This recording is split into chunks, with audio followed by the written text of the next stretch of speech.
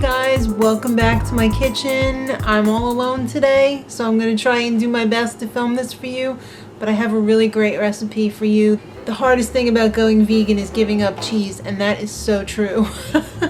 Although after you've been vegan for a while, you don't really miss it as much, but it's like a mental block. It's hard in your mind.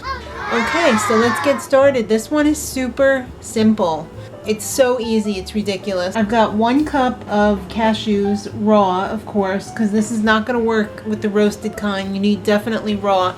If you don't want to use cashews or you're allergic to nuts, you could try some raw sunflower seeds. And you don't have to soak them if you have a high-speed blender. If you don't have a high-speed blender, soak them. It will help to soften them up and make them blend nice and creamy. So I have 1 cup in there. And to that, I'm going to add 2 cups of water.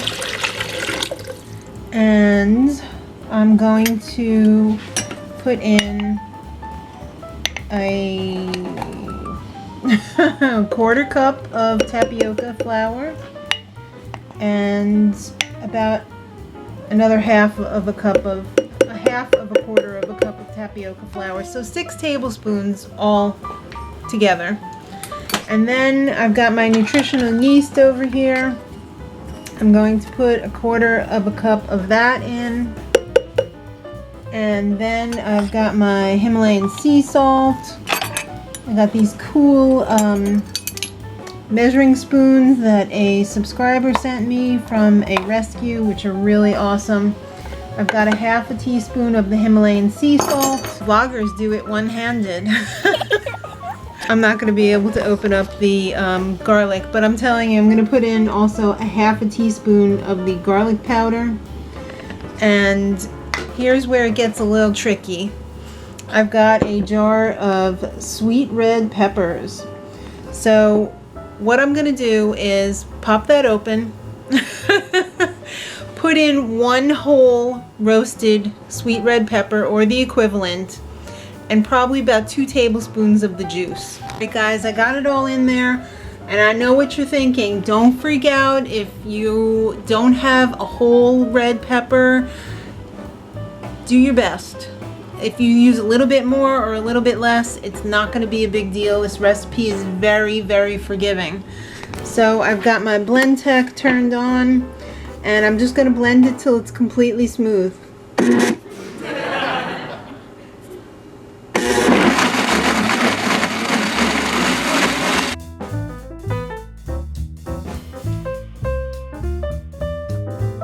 Alright, so I just blended that for about 45 seconds on medium. It's so smooth, but it's also very, very thin right now. Doesn't look much like cheese yet. Tonight I'm making scalloped potatoes.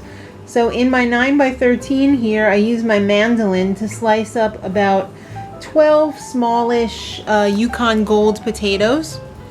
And don't stack them up completely. You know, offset them a little bit. So then when you pour in the cheese sauce, it's going to get into all the nooks and crannies. So you're just going to want to either use up all of your cheese sauce or fill it up to the top. Obviously don't put it all in if it's going to overflow. That should be just enough for like a 9x13. So there's all of the sauce. I'm going to put some aluminum foil on the top and pop that into the oven at 375 for about an hour. Alright, look who's here! This has just come out of the oven about 5 minutes ago. Ooh. And it is super cheesy and amazing. It looks the really sauce nice. has thickened up. You could see, just show them on the corner there. Yeah, it's like the cheese gets all... First, let me taste that. Okay. Ready? Yeah. Hot. Ooh, it's good. Alright.